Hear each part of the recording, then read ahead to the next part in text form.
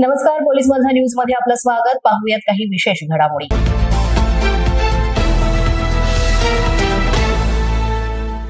नाशिकच्या इंदिरानगर परिसरामध्ये काल रात्री सोशल मीडियावर भारतरत्न डॉक्टर बाबासाहेब आंबेडकर यांच्याबद्दल अपशब्द वापरल्यामुळे तणाव निर्माण झाला.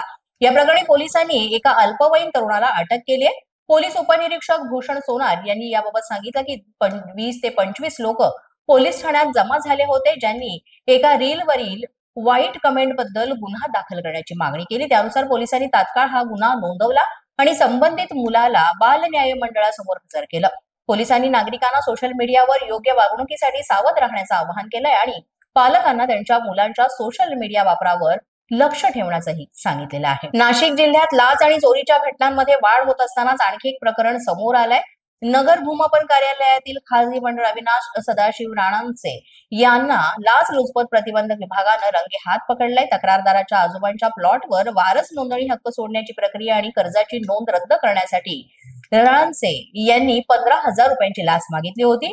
त्यातच काम सुरू करण्यासाठी तातडीनं 1,500 रुपयांची मागणी केली. तक्रारदाराच्या तक्रारीनंतर एसीबी विभागानं सापळा रचला आणि लाच घेताना या व्यक्तीला अटक केलेली आहे. या प्रकरणी जळगाव जिल्हा पेठ पोलीस ठाण्यामध्ये गुन्हा दाखल करण्यात आलाय. कारवाई पोलीस उप अधीक्षक योगेश ठाकूर, पोलीस निरीक्षक नवघेरे तसंच राकेश दुसाने, अमोल सूर्यवंशी यांच्या नेतृत्वाखाली करण्यात आली. आदिवासी विकास महामंडळाच्या व्यवस्थापक संचालक पदावर कार्यरत असलेल्या लीना वनसड यांची आदिवासी आयुक्त म्हणून नियुक्ती करण्यात आली. यापूर्वी त्यांनी नाशिक जिल्हा परिषदेचे कार्यकारी अधिकारी म्हणूनही काम केलंय. त्यांच्या कार्यकाळानंतर आदिवासी विकास महामंडळाच्या व्यवस्थापक संचालक पदावर त्यांची नियुक्ती मिळाली होती आणि आता आदिवासी विकास आयुक्तपदी त्यांची नियुक्ती झालेली आहे. त्यांच्या नियुक्तीसोबत अतिरिक्त कारभाराची जबाबदारी देखील त्यांच्यावर सोपवण्यात आली आहे. पोलीस माझा न्यूजच्या बातमीपत्रात वेळ झाली का छोट्याशा विश्रांतीची. पाहत राहा पोलीस माझा न्यूज. या बातमीपत्राचे प्रायोजक आहेत pro rich look skin and hair studio. तुमचं जीवन काही ठिकाणी अडलंय का? प्रेम समस्या, नोकरीतील अडचणी, व्यवसायात येणारे अडथळे किंवा नातेसंबंधातील ताण. मग या सर्व समस्यांवर एकच उपाय, श्री साई स्वामी ज्योतिष आध्यात्मिक केंद्र. आपल्या समस्यांवर उपाय सांगणारे आणि ज्योतिष शास्त्राचे PhD तज्ञ, लाल खिताब पुरस्कार प्राप्त श्री गोरखनाथ शास्त्रीजी आपल्या अनुभवावर आधारित मार्गदर्शन करणार. एकूण 7,000 संतुष्ट ग्राहकांची विश्वासार्हता आणि हे सर्व तुम्हाला मिळणार केवळ एका फोन कॉलवर. 18 मिनिटांमध्ये व्हिडिओ कॉलवर अनुभवा आणि आपल्या समस्या सोडवा. तुमचं जीवन बदलण्यासाठी केवळ एक फोन कॉल पुरेसा आहे. तेव्हा आजच श्री साई स्वामी ज्योतिष आध्यात्मिक केंद्राशी संपर्क साधा. तुमच्या समाधानाचा एकमेव मार्ग. तेव्हा आजच संपर्क साधा. ज्योतिषाचार्य पंडित गोरखनाथजी शास्त्री PhD तज्ञ यांना 7420843709 या क्रमांकावर. विश्रांतीनंतर पुन्हा एकदा आपल्या या बातमीपत्रामध्ये मनापासून स्वागत.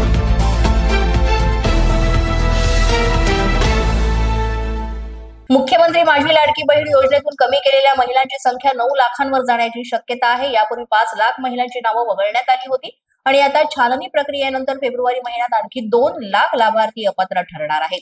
सरकारी कर्मचारी असलेल्या महिला आणि दिव्यांग महिलांची नावं वगळण्याची शक्यता वर्तवण्यात आली आहे. संख्या पाहता संजय गांधी निराधार योजनेतून 2,30,000 महिलांना अपात्र ठरवण्यात आलं आहे, तर 65 वर्षांहून अधिक वय असलेल्या 1,10,000 महिलांची नावं सुद्धा वगळली गेली आहे.